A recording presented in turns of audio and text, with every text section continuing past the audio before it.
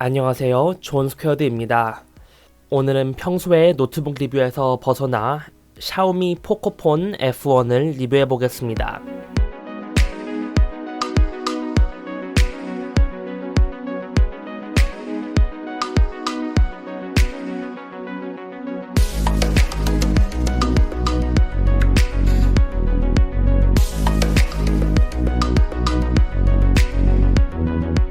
샤오미 포코폰이 가성비 중국폰의 정점으로 특히 40만원이라는 가격에도 불구하고 현세대 안드로이드 최강의 프로세서인 스냅드래곤 845를 탑재하였다는 점에서 인기를 끌고 있습니다. 이 밖에도 4000mAh 배터리, 듀얼 스피커 등 가격에 걸맞지 않은 매력적인 점들이 많습니다. 이 리뷰에서는 보이지 않는 부분에서 가성비를 위하여 희생된 부분이 맞는지, 그래서 결국 어떤 것이 좋고 나쁜지를 객관적으로 파헤쳐 나가보겠습니다. 리뷰를 들어가기 전 먼저 말할 것이 지금까지 써온 모든 핸드폰이 갤럭시 노트 시리즈이며 현재 갤럭시 노트 8을 사용하고 있는 입장인기에 UX에 불편하거나 더 좋은 점 모두 삼성 익스피리언스와 비교한다는 것을 이해하시기 바랍니다. 본 리뷰로 들어가서 가장 먼저 외관을 보겠습니다. 화면 부분은 유리이며 원가 절감을 위하여 최신 고릴라 글라스 5를 사용하지 않고 3를 사용하고 있습니다.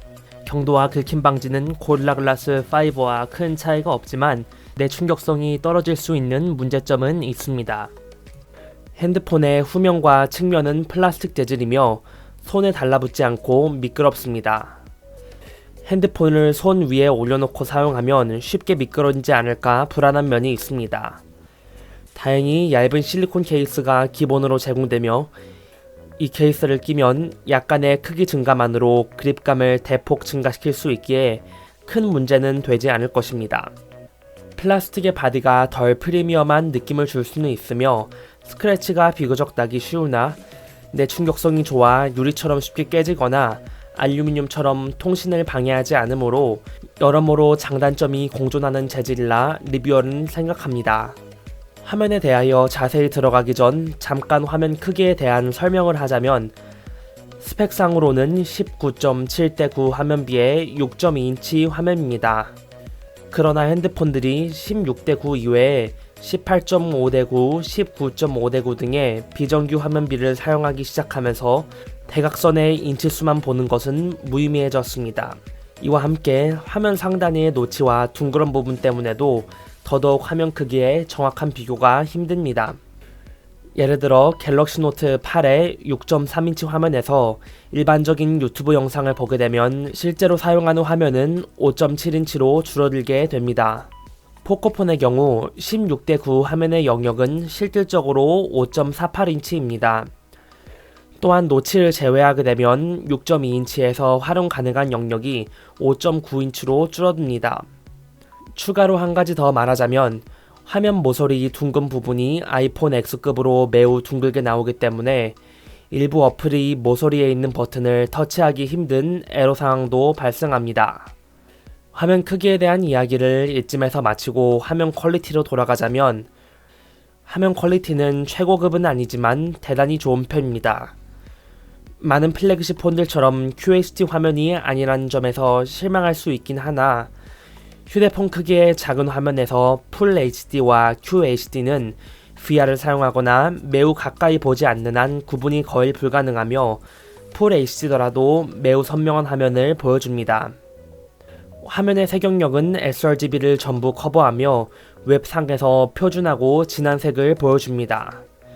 대비 역시 1000대1을 넘어 LCD 기준으로 매우 좋으며 표준적인 실내 상황에서는 검은색이 백라이트가 거의 보이지 않습니다. 물론 플래그십 폰들이 지원하는 더 넓은 DCI 색역이나 매우 진한 형광색을 표시하지는 못합니다. 비슷하게 OLED에 완벽하게 검정색인 화면을 표시할 수 없기에 어두운 곳에서 검은 부분이 약간 빛나기는 합니다. 그러나 100만원 이상의 노트북들에 이것보다 훨씬 못한 화면들이 많이 들어가고 일반적인 LCD임과 40만원의 가격을 감안했을 때 화면은 매우 만족스럽습니다. 화면 특징인 노치에 관하여 노치의 양옆 공간은 상단바로 활용됩니다. 다르게 보자면 상단바의 반 정도를 노치가 가리고 있다고 볼 수 있으며 시스템 알람과 표시할 수 있는 상태 등이 제한되기 때문에 사용성에서 문제점이 발생합니다. 가장 큰 문제점은 표시할 수 있는 시스템 상태의 개수가 3개로 제한된다는 것으로 블루투스, GPS, 알람 등의 상황을 알려면 상단바를 무조건 내려야 됩니다. 노치의 왼쪽에는 오직 시계밖에 표시되지 않는데 이 역시 공간의 부족 때문에 알림이 표시되지 않습니다. 또한 화면 스케일링 조정 시 노치 부분의 크기를 일정하게 유지하는 것도 되지 않습니다. 때문에 화면 스케일링을 줄이면 노치가 튀어나오고 스케일링을 늘리면 상단바가 불필요하게 커지는 UI 문제가 생깁니다. 이는 소프트웨어 튜닝으로 해결할 수 있는 부분이므로 샤오미가 업데이트를 해주었으면 좋겠습니다. 사용성에서의 또 다른 문제점은 DRM을 제대로 지원하지 않아 넷플릭스에서는 540p 이상이 고화질 영상 시청이, 유튜브나 구글 플레이에서 구매한 영상은 480p 이상 화질로 볼 수 없습니다.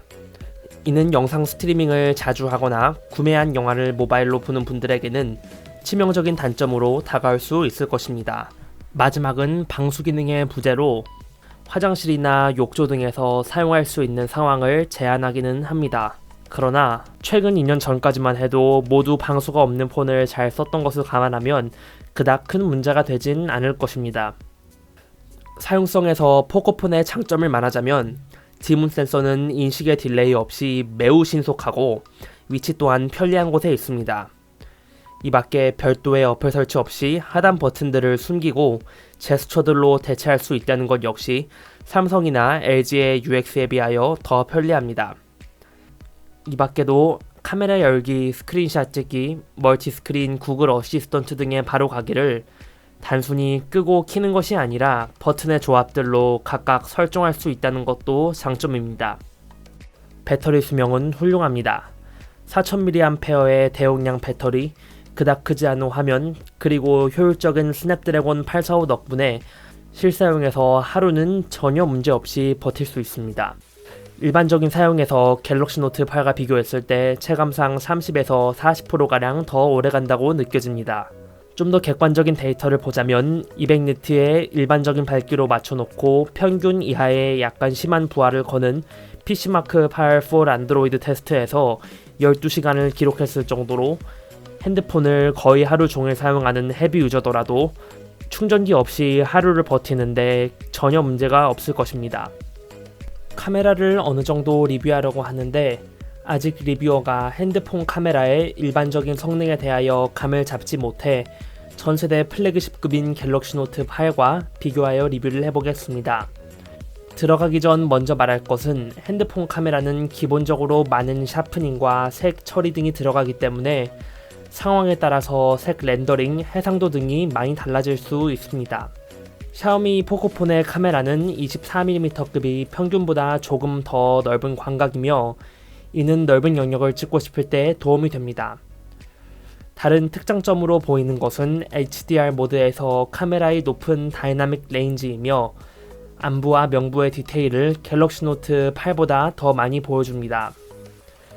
높은 다이나믹 레인지는 역광에서의 촬영이나 야외 그늘 등의 고대비 촬영에서 상당히 좋습니다. 해상력은 중앙부에서는 우수하지만 주변부에서는 노트 8에 비하여 적은 샤프닝, 그리고 렌즈 해상력 부족으로 약간 부드러워집니다. 그러나 SNS용 사진으로는 눈치채지 못할 정도이므로 큰 문제는 아닙니다. 색 렌더링은 많은 스마트폰들이 그렇듯이 기본적으로 실물보다 조금 진하게 찍는 편이며 화려합니다. 화이트 밸런스는 평균적으로 약간 따뜻하게 잡는 편이며 가끔씩 특히 초록색의 채도를 많이 올리는 현상이 발생하는데 이 때문에 나무나 풀 등의 형광색으로 보여 호불호가 갈릴 수 있습니다. 카메라에서 좀 많이 부족한 부분은 평균 이하의 f1.9 조리개 값과 손떨림 방지 기능의 부재로 인한 저주도 성능입니다. 이와 함께 노이즈 인덕션이 그닥 좋지 않기 때문에 수채화 현상과 노이즈가 많이 보이며 야간이나 실내 촬영 시 해상력에 많은 저하를 가져옵니다. 영상 촬영은 고해상도 모드는 4K 30프레임까지 가능하며 영상 자체는 매우 선명합니다. 그러나 손떨림 문제가 있으며 촬영 시 전자식 손떨림 방지를 사용할 수는 있지만 그닥 효과적이지 못하고 손떨림이 매우 쉽게 나타나기에 숨을 참고 손을 일정하게 유지하거나 삼각대 등의 장비를 사용해야 깨끗한 이미지를 얻을 수 있습니다.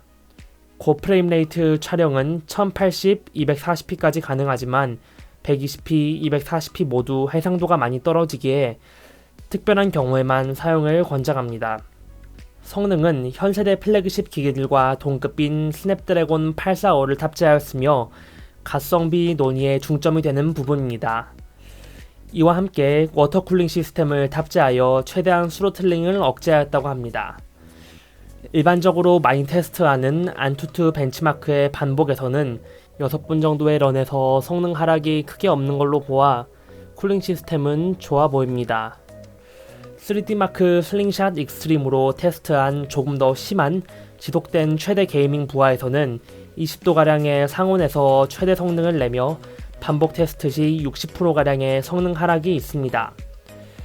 게이밍 최적화 등으로 쿨링 성능에 매우 중점을 맞춘 샤오미 블랙샤크 등에 비하여 스로틀링이 심해 약간 실망할 수도 있지만 수동적으로 쿨링되는 핸드폰에 있어 상당히 좋은 성능이며 최대 스로틀링 상태에서도 전세대 스냅드래곤 835와 비견되며 상당히 좋은 성능입니다.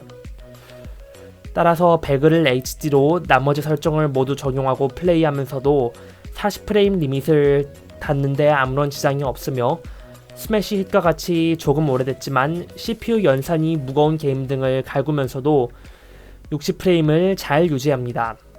스피커의 소리는 핸드폰 기준으로 크게 나쁘지 않습니다.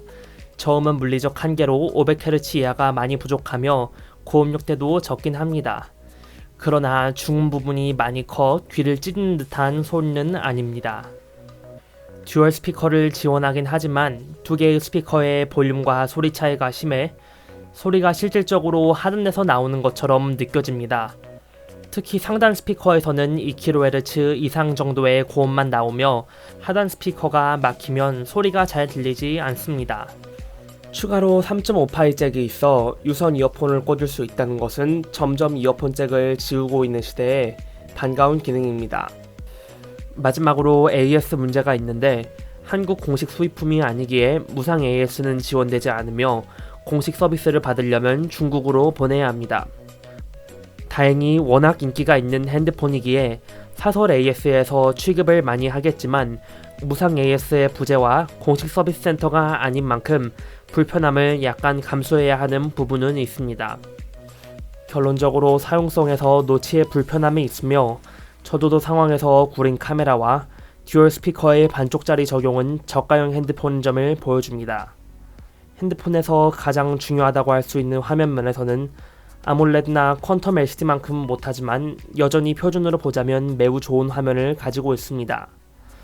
추가로 대단한 배터리 수명, 제스처 버튼 적용의 편리함, 그리고 스냅드래곤 845는 플래그십들과 경쟁해도 전혀 밀리지 않습니다. 이 모든 것을 정가 43만원이라는 가격에 살 수 있다는 것을 생각했을 때 단점들 그리고 AS를 추가적으로 감안하더라도 가성비 최강의 폰이라는 이름에 걸맞다고 봅니다. 이상으로 포코폰 리뷰를 마치겠습니다. 포코폰 출시 이후 전세대 플래그십 폰들이 가격이 급격히 떨어지고 있는데 중고가가 45만원으로 포코폰과 비슷하게 돼버린 갤럭시 노트 8과의 비교 리뷰를 보고 싶으시면 댓글을 남겨주시기 바랍니다. 다음 리뷰는 최강 노이즈 캔슬링 헤드폰 WH-1000XM3일 것이며 아마 XM2 또는 QC35-2와의 비교를 하게 될 테니 기대하시기 바랍니다. 이상 존스퀘어되었습니다.